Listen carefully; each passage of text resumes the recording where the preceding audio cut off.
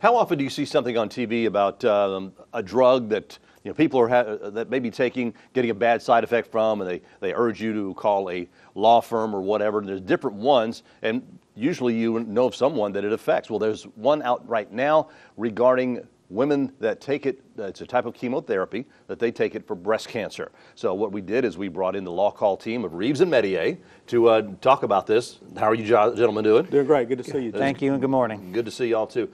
Tell us about this. This is something that's relatively new. I mean, Right. but it has to do with breast cancer chemo. Yeah, these are cases, Jim, that we're investigating now that we think have a lot of merit, and that they really have had devastating effects on women who have suffered from breast cancer, are survivors, and it causes permanent hair loss. And in fact, the problem is that the company that made this particular chemotherapy drug that caused the permanent hair loss knew about it and didn't fail to disclose it to the doctors that were providing the treatment and to the patients. And so we've got some graphics that go through it if we'd like to go through those right now. Okay. This is what we're talking about. And so typically when women have a certain type of breast cancer, they receive a chemotherapy drug, either Taxol or Taxotere. Taxol is made by Bristol Myers, a domestic company. It is not an issue here. Some women, and as much as 75% of the market share in the United States, have taken Taxotere in the chemotherapy phase of their treatment. Let's go to the next one.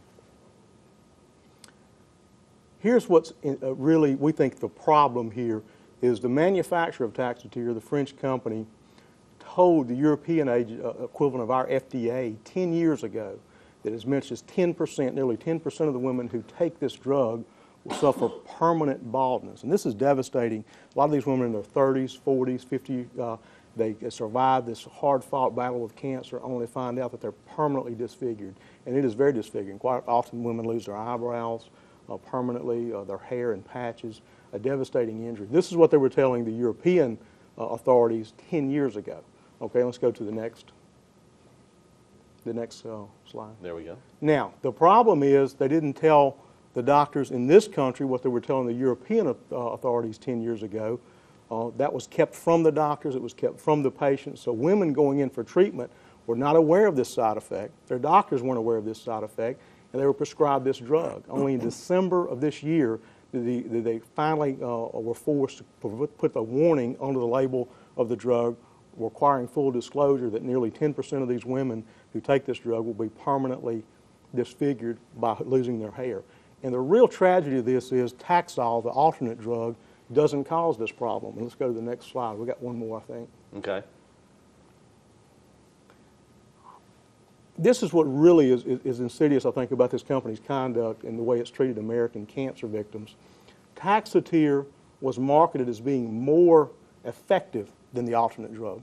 And that's simply not true. In 2009, the FDA demanded that Sanofi, that's the manufacturer of Taxotere, stop making this claim. So women were told that it was more effective, which wasn't true.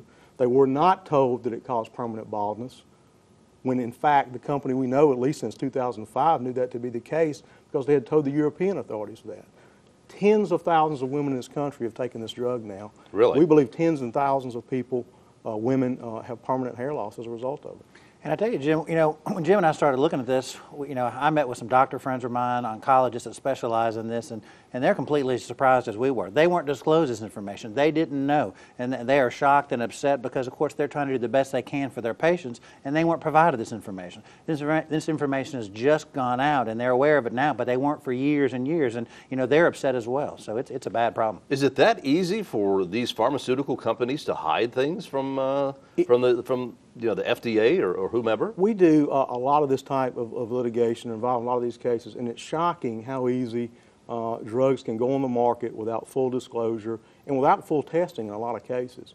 So it's very, very scary. And you see a lot of drug advertisements now. 10 years ago they weren't allowed to do that, but they advertise on TV to take drugs for different things, and it's money driven, and it's an enormous amount of money involved in these, and unfortunately a lot of times that's what drives the day, even above patient safety. And again, the doctors in these cases were as much a victim as the patients. Yeah. And what's particularly surprising here, Jim, is that their own data, they knew about it because they told it in Europe, to the European equivalent of the FDA. They disclosed this information and didn't disclose it here. So it's not like, so I mean, that's particularly amazing about this situation. Now, if someone has been taking, now you said the Taxol is fine. Correct. The Taxotere is the one that's not. That's right. Go ahead, I'm sorry. Well, I was going to say, here's the takeaway. Most people probably don't know which one they took or may not remember. Here, we've got a slide that talks about really what people need to consider. Yeah. If you have a potential claim and may need to seek legal redress, if you've been diagnosed with stage 1 to 3 non-metastatic breast cancer and have undergone chemotherapy, and you've had 6 months since the chemotherapy is over and you still have no hair growth, you need to contact an attorney. Our firm is handling these cases. We filed a number of them in different parts of the country. But at that point then, we can investigate whether in fact you took Taxotere, whether you have a potential claim.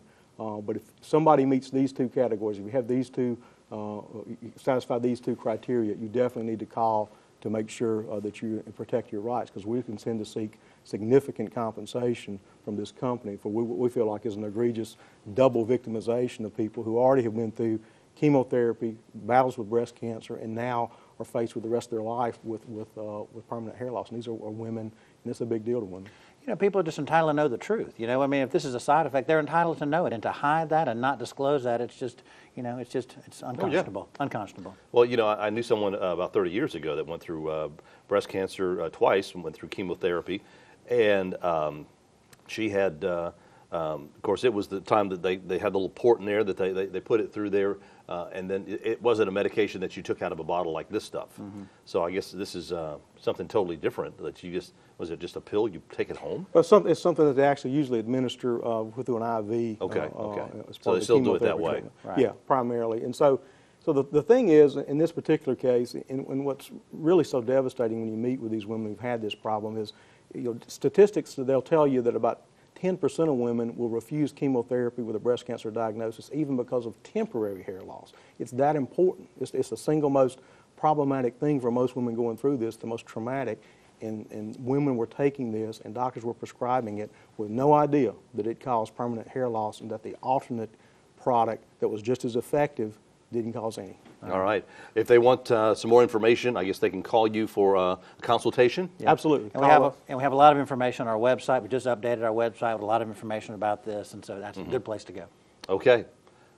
It's rmlawcall.com. You see it on your screen. They're located in Biloxi, right behind the filling station. That's right. Yeah, absolutely. But y'all go over there for lunch a lot, don't you? Anyway, gentlemen, thank you so much Good for coming in. Thank you, passing sir. on this information. If you'd like some more information, give them a call. Numbers on your screen, or go to mslawcall.com or rmlawcall.com.